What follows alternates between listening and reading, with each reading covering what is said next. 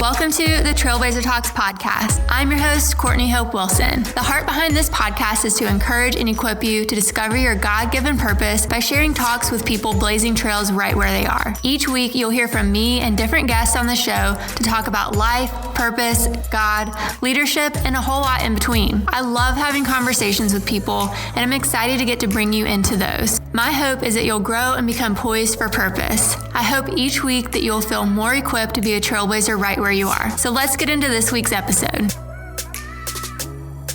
Hey friends, this week I'm back with another guest, and I'm so excited for this conversation.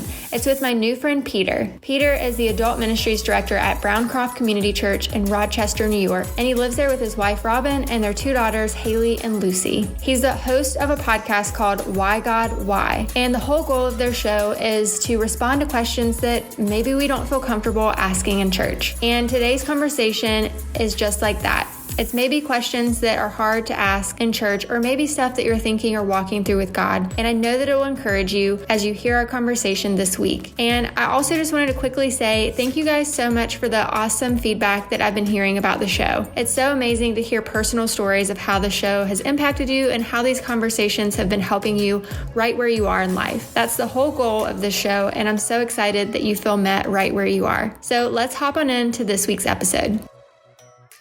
Peter, thank you for being on the show this week. I'm excited for our conversation. I'm glad that we got to meet through Clubhouse. That was been a really good tool for just networking and meeting new people and just learning more about our field of podcasting. But in case the listeners maybe don't know you, I'd love for you just to tell them a little bit about who you are, what you do, and about yourself. So here's why I love Clubhouse. It's perfect for parents of 9-week-old babies because you don't have to see anything. So the biggest news of my life is my wife and I welcomed our second daughter, Lucy.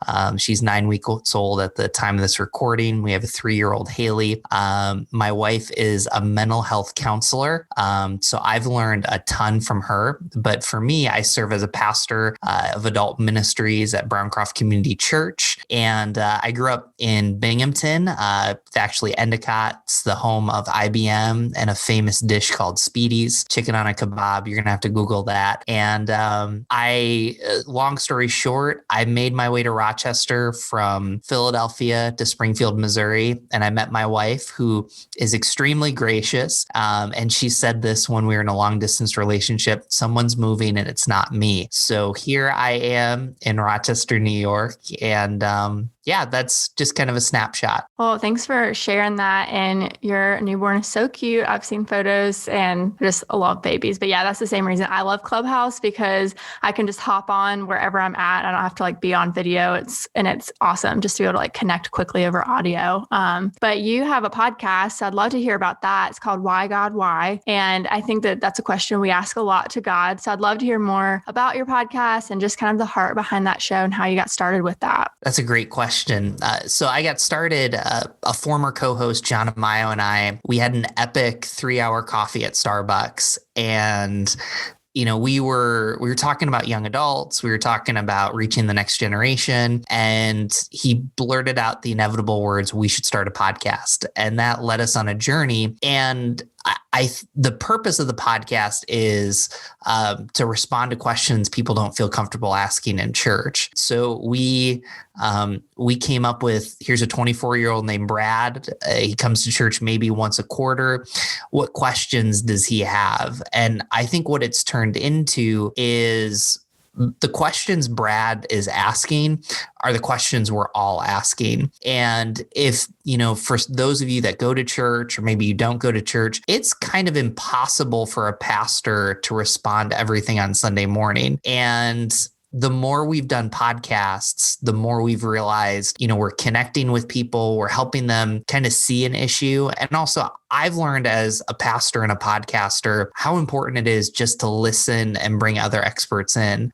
Our number one podcast at this recording is Why Would Anyone Marry Peter Englert, which was with my wife. And I don't know why people are interested in that, maybe, but I think that even listening to my wife use her skill in therapy.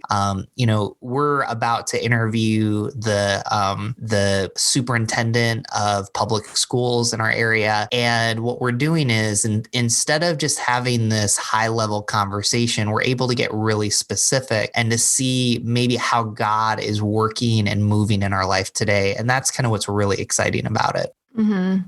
I think that's really neat too, that it's a place where you can answer some of those questions. Cause like you said, it's hard to answer everything on a Sunday morning or to expect to get that out of a sermon on a Sunday every single time, So I think that it's great that people have podcasts and resources. And I love just the why behind your show, because I think that's really awesome. And you guys should also check out, he has a great blog with a lot of amazing articles as well, and around spiritual formation and leadership. And I've enjoyed reading them. So you guys should definitely check that out. And we'll talk about a little bit more around some of those topics today. But one thing I was thinking about when I was prepping kind of the questions to send over to you, I was thinking through and we talked about this before the show, before we started recording, but just kind of how this past year has been coming out of 2020 and being in 2021 and just facing a lot of, I think, hard questions with God and just in our faith and stuff. I think a lot of times we find ourselves asking that question of like, God, like, why? Why is this happening? Why am I going through this? Why does the world look like this right now? And whether we're facing, disappointment or uncertainty, it can be hard to process some of that with God. But I'd love just to hear, just from your experience, what are just some tips for bringing those kind of thoughts and questions honestly before God and not letting that struggle kind of keep us from seeking God? That's a tough question, but it's a very, very important question.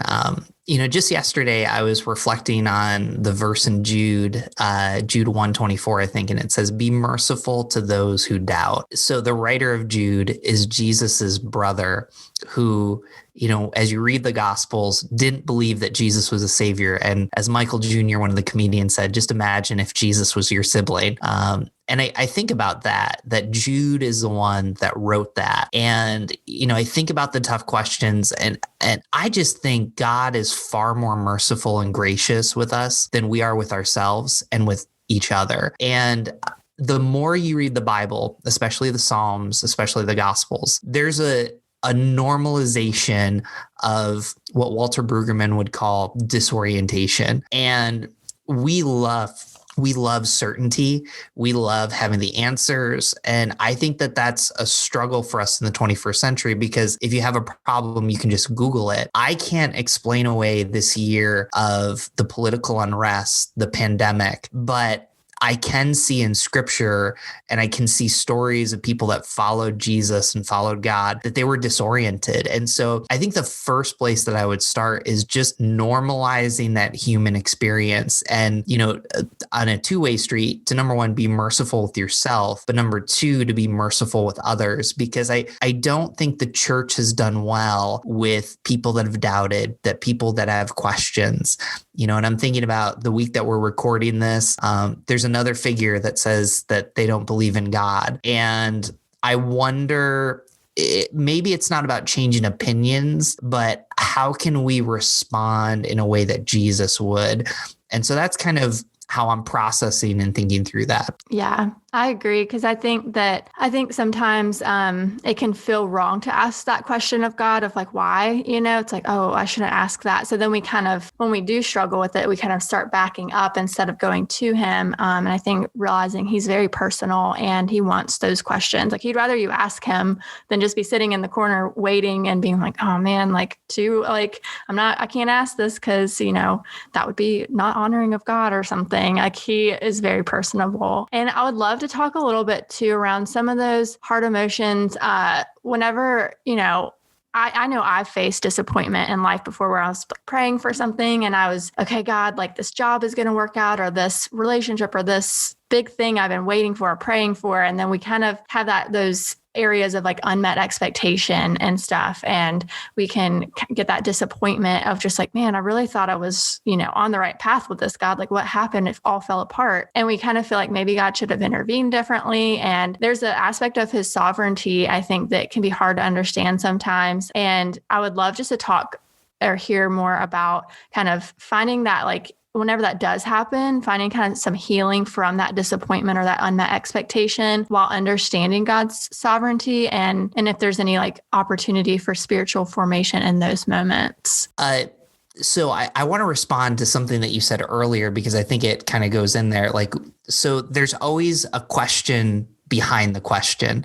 So one time on Twitter, I get this message from someone local, and they said, does God still judge people like he did in the Old Testament and, just judge them, kill them? And I was amazed to get that on Twitter. And I sat and had coffee with this individual, and he said to me, I don't know where this is coming from. Like, did you just read the Bible? And he said, well, I've been through a divorce. I cheated on my wife. And is that the way that God really feels about me? And I use that as an example because when we get disappointed, or when we feel guilty or shame, and when we want to run away from God, I think this season has taught us to slow down and to really, what is happening behind the scenes in my life? So with disappointment specifically, what's the frustration or the question behind your disappointment with God? Did you have dreams and ambitions that you're grieving? Was it a relationship that broke? And because we're not, and I put myself in this boat, we're not a reflective culture. I think that the first thing that we do is we ask why, which I think is really important. Sometimes you'll get an answer, sometimes you don't. But on the other hand, we don't slow down enough to say grieve, to process, to really ask ourselves, why am I really disappointed right now? And I loved how you kind of connected it to God, because I think ultimately, whether we want to admit it or not, there might be some, de-churched, unchurched people listening to your podcast, but when we connect it to God, it becomes a deeper, more fuller experience, but it allows us to take a mirror inside of ourselves to process, to grieve, to mourn, maybe to see blind spots that we didn't see. So that's kind of where I would start. Mm-hmm. Yeah, I think that when we do connect it to God, you're right. It gives that deeper sense of just everything ties back, especially if you are a believer, it all ties back into that. And I loved what you said too, just around taking the time that we need to process those emotions. I think that's honestly where a lot of it can begin, is actually just taking the time to process those hard emotions that we may be feeling for whatever the situation is that we walked through, and then leaning into God instead of leaning back. And I would love to, in case someone, I know that you teach around spiritual formation a lot, and I think that that's a key area for us as believers to continue growing with God. So I'd love to hear, one, if someone's like, what is spiritual formation? Can you just give me the Cliff Notes for definition of it, and just how can we make sure we're growing with God and not getting like stagnant or too comfortable at where we're at? It's a great question. If I was just to simply define spiritual formation, it's the engagement through the spiritual practices with God. So, that's everything from prayer, Bible reading, silence, and solitude. And there's a part of me that wants to mystify those practices, and there's another part of me that wants to demystify those practices. I explain spiritual formation like this.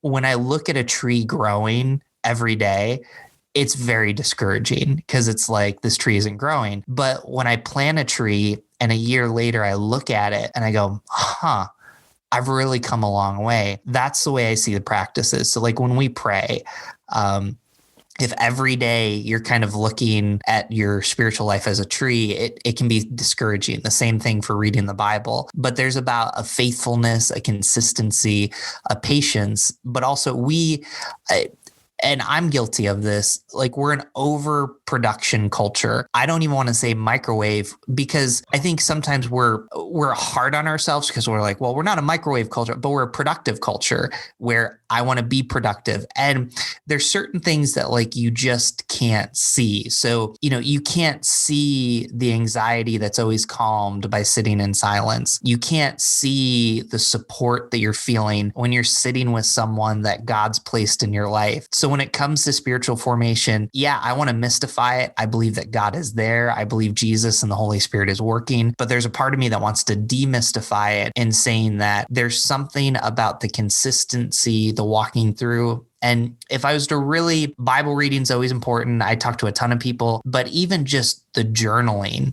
the getting your thoughts, worries, disappointments, frustrations out on paper, the practice of that is just huge to your mental health. But also, I don't think that we're going to see until even years down the road what that allowed us to do versus bottling it all in. Mm-hmm. And journaling's been super helpful for me too, because like you said, with being such a productive culture and just the way that I think we've been wired to work today, it's like my brain, like I will pray, but it's like I have to kind of have my journal there to write down thoughts and process stuff with God to kind of keep me on track sometimes, because I feel like sometimes with prayer, and I pray out loud when I'm like by myself at home. I'm not going to necessarily go praying out loud sitting in Panera Bread or something, but it helps me just to kind of get back on track sometimes if I am like, oh, I need to go check the laundry or I need to go do this. But yeah, I think that that's key what you were saying. I think in life, sometimes we want things to be instant and we want things to be like, oh, we want to see the fruit tomorrow and we just started today. But I think the thing that I've been learning the most over this past year, like you were mentioning earlier, is slowing down and just taking things one step at a time, like piece by piece. And that's kind of how our walk with God can be too, is just having that, okay, it talks about daily bread. And so I think that that's really key. So I loved what you shared with that. And I would love to kind of pivot a little and talk about, just for any church leaders that may be listening, I know you talk a lot about leadership too, just ways that whether it's a church leader or maybe it's just a leader at a corporate company or whatever, just in general, but how can we make sure that as leaders we're growing, we're staying accountable? Because I know of the past several years really, we've seen a lot of people fall in their leadership. And so how can we stay accountable in our walk with God, and also pivoting back to that productivity, making sure we're not getting burnt out either in whatever we're called to do? Man, if I had an answer for that, I would definitely put it. But, I think, so number one, I think personally, it stopped taking ourselves so seriously. The world would not come to an end if you stopped leading. And I think sometimes we get scared of that. Like, we want to be irreplaceable, but there's a part of us that needs to kind of live under the grace of God, that God is bigger than us and that God can lead us. And I think it starts there. Number two, who are the people that are closest in your life? And I don't think that we're always aware of that. I believe in 360 reviews. I believe in, kind of generating feedback. Right now, I have a leadership coach, that's volunteering from the church. Gary is kicking my backside, and, he's forcing me to get some qualitative feedback from people I lead. And I don't think we understand what that does, is that gives people freedom and trust to say what they need to say, and the other thing too is just to look at your task list. And I think I've been really evaluating this. What areas do I bring the most strength, as opposed to the areas that maybe someone else has better skills in, and I bring up all those things. And just what I struggle with is you can do all of those things and still hide your moral inadequacies, and you can still do, and that's what makes it so tough. So it is your personal growth. It is the relationships you have. It is the task list. But, it's also just kind of the reevaluation, and are you listening to the Holy Spirit? There's been times where I've felt like, hey, I don't want you to go that direction. And it's incumbent upon me to not do that. And even I think as leaders, the last thing I'll say, like, we get so surprised, and we shouldn't be. Here's the deal. You do something brand new that no one's ever done, you're going to get a lot of criticism. Just get over it. And I don't say that meanly or ungraciously, but there's actually a freedom in accepting that, but also there's a preparation for that. Because I think sometimes we want to just carte blanche say the direction we want to go without actually saying, okay, it's going to take a while for people to struggle with this. I need to be patient. I need to be consistent. I don't know. That's a tough question. I hope I kind of answered it, but I mean, what have you seen? You're doing a lot of interviews. What are some things that you're picking up about, burnout and maybe some of these moral failures? Yeah, no, everything you mentioned, I think is really great. And again, because we're all leaders and we are learning as we go too. So I think that's an element of humility with it as well. And I just look at people in the Bible like Saul and David and, just different people all throughout scripture and seeing kind of their journey and ebb and flow of leadership. And, we always hear people who it's like, oh, I don't want to be a Saul. I don't want to be, and then David, he was a God after man's own heart and, or a man after God's own heart. And, he had moral failures and different things. And, but he was able to go to God still and process that and work through that. But just in my experience talking with different people, I think similar things to what you said, but also having those people in your life that are kind of that covering is what people have told me. And then as far as the burnout goes, having good boundaries. I think that can be really hard, both in whether you're in kind of the corporate world or what we call like the secular world, I guess, or whether you're in ministry. Both are really difficult at times because we want to give like 100% all the time or go over the top. And like you mentioned, like we want almost kind of that pat on the back, like, hey, you're doing a great job. And like we all love to be affirmed at times.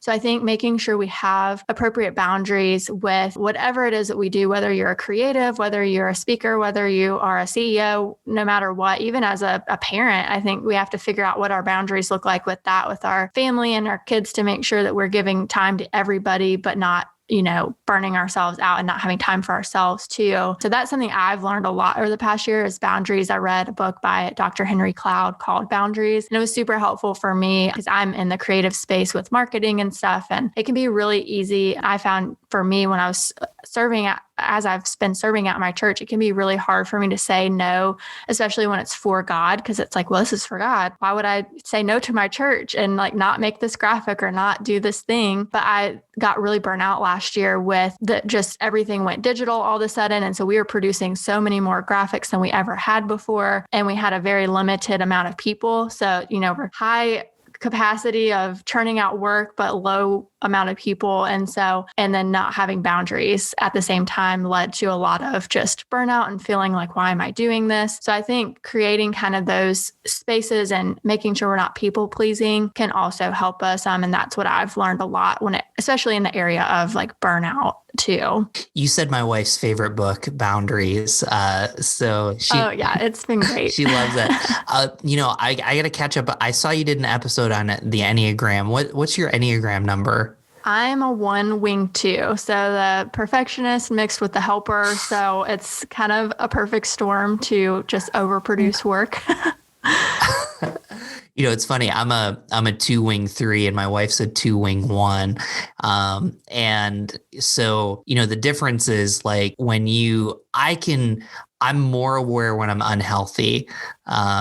And so just this, Suzanne Stabile says this, which is like really hard for me. She's like, 2s go on strike when they don't feel appreciated. And so, I've even had to ask myself personally, am I doing this to get something in return from someone else? Or am I doing it because I feel like it's the right thing to do no matter what? And, I have a ton of people that don't like, personality tests. And I get it. You don't want to get boxed in, but there's so much data for my personal life that I can kind of see, I can see the Sauls and the Davids because I can see kind of in my own life, I start spiraling down. I, begin to work harder. There's a little chip on my shoulder. And that's kind of where I think there's a beauty of this season right now because we're recording this podcast and it doesn't come out till July. We're in April, which is awesome. But the pandemic kind of taught us we need to be day to day, be open to that. And I think that I'm all about planning, but I also think there's a little bit of, if you're packing your days, if you're over planning, there's a sense that you're going to burn yourself out. And part of this season has been, can you get to know yourself well enough to know where the landmines are? Mm-hmm. Yeah. And I think that what I've learned in this season too, because I think because we've just trained ourselves to be so busy, it's almost like when we're not busy, we're like, well, what do I do now? And it's like, we kind of just twiddle our thumbs, and it's like, you feel that kind of silence sometimes, or just that like slowing down, and you're like, I don't know what to do with my time. And that's part of why I've tried to create some better systems and workflows. And I think that that's something that can help too, is like having those systems and workflows where it allows that space and that kind of margin for you to have rest and have that in. Like, I have a Sabbath every Saturday, and I try to, part of why I've been recording podcasts earlier and then releasing them over time is it helps with creating those gaps for me too. Whereas before it was just go, and no space, no time for rest. And so, yeah, I think that you're spot on with that as well. Well, one thing that I love to ask people, because the heart of this podcast is really just getting to talk with people who are blazing trails right where they are and inspiring others with their stories and just learning wisdom from them. So I love to ask people, what is one piece of advice that you want to leave with the listeners that you have learned along your trail in life?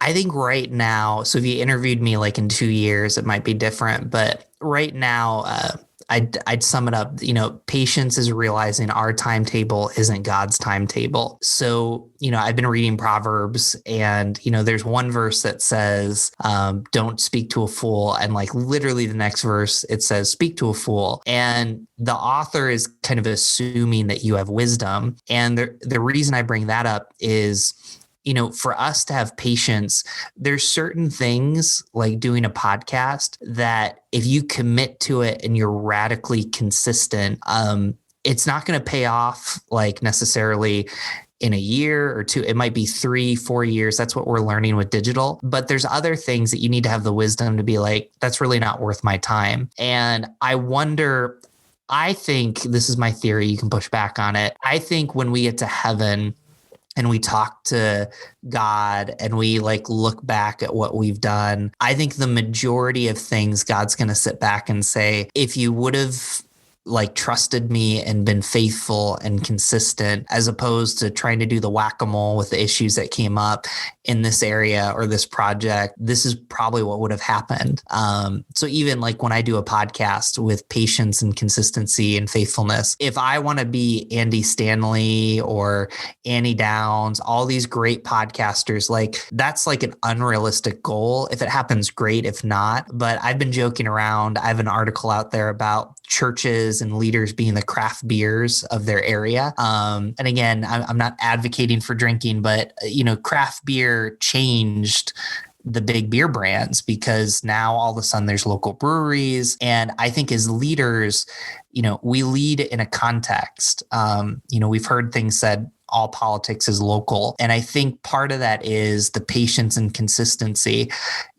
God could move me from Rochester tomorrow. I want to be here a long time. And part of that is when you're at the same place for a long time, you not only become a student of God's word, but you become a student of the people that you serve. You become a student to how Jesus is working. There's relationships that you're building, and that's part of patience. So that's the one thing I'd say is to all the listeners, think about what are the 2 to 3 things that I'm going to be radically consistent about, and not, kind of say, hey, I'm going to quit along the way. And I think you're modeling that even with this podcast. Hey, I'm going to work this. I'm going to do this plan. I'm going to do this system. And, God might transition you someday, or God might keep opening the door. And I think if this season has taught us anything, it's faith, patience, and consistency, that when we start to walk there, that God begins to open doors that we never thought of, not just influence, fame, but there's people that you build trust with. So, yeah. Mm-hmm.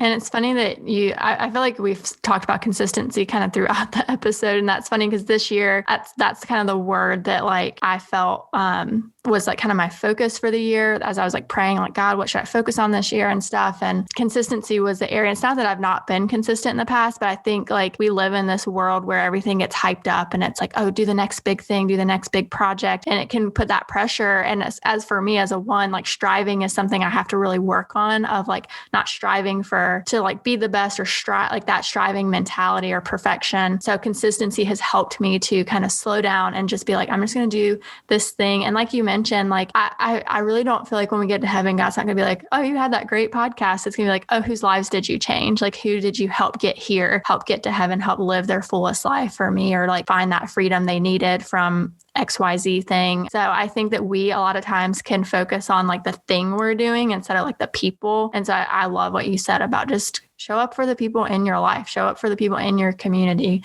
I think that that's golden. Well, and what you brought up there, that's so powerful, whether you're a pastor, whether you're an entrepreneur, whether you're a leader, you represent the people outside of the meeting. And I don't think that people understand that. So as a pastor, I represent the people that don't attend church. You represent the people that don't attend church. You represent the people in your company that aren't there.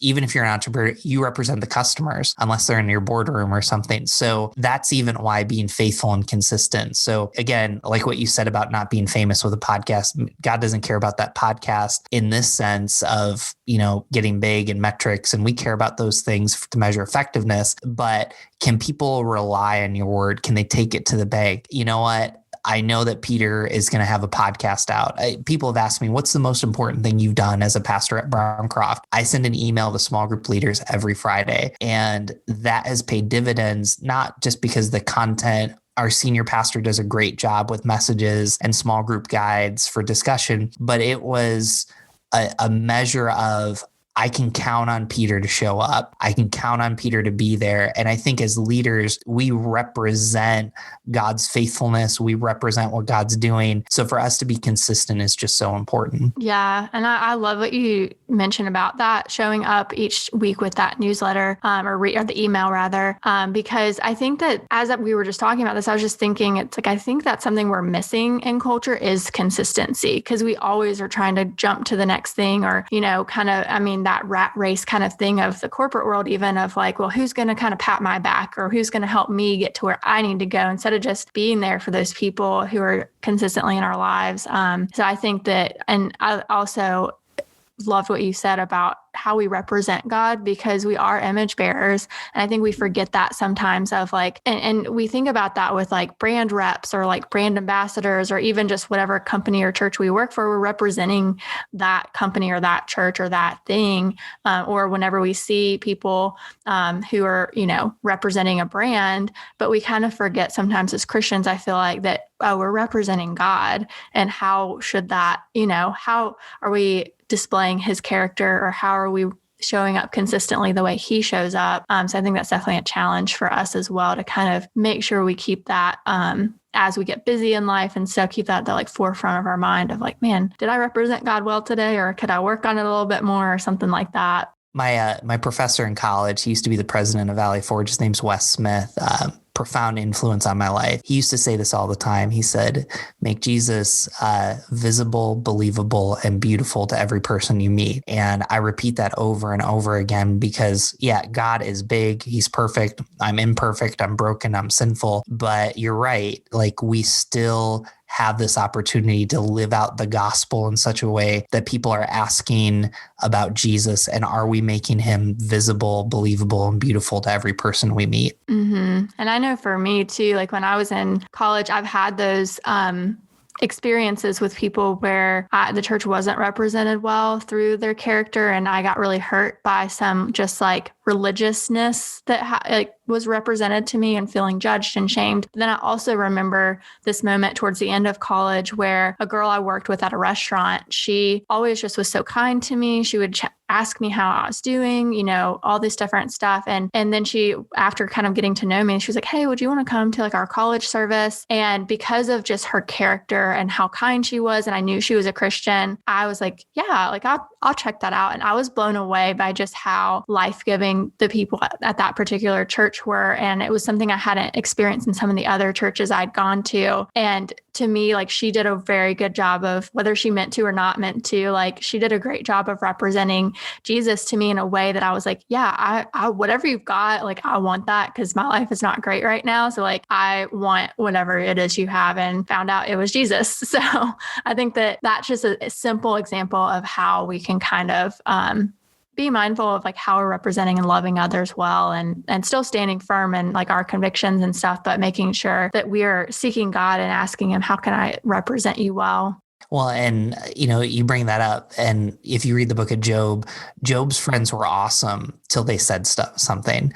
Like they sat in silence, and I wonder how often we sit and support people and listen. And even what you're fostering on this podcast, you're modeling to people, what does it look like to sit and listen, not just for, to get advice and wisdom and, tricks and skills, but, what does it look like to help someone know that they have perspective, that they're in God's image, that they need to be heard. And, I think the more we do that, that's why I love podcasting, because to put someone and to be able to say like, you have something valuable to say for people to listen to. Hopefully that translates to our listeners. I love the name Trailblazers. I keep thinking of Portland Trailblazers. I love it. So I think you got a great name. And for Why God Why is, can we create safe enough atmospheres that people can have tough conversations, that they can feel support? I just think that's so powerful. Mm-hmm. Yeah. One of the key verses that kind of drove some of the heart behind the show is Revelation 12:11 of, by the blood of the Lamb and the word of our testimony, we will overcome. And I've seen power in that. And so I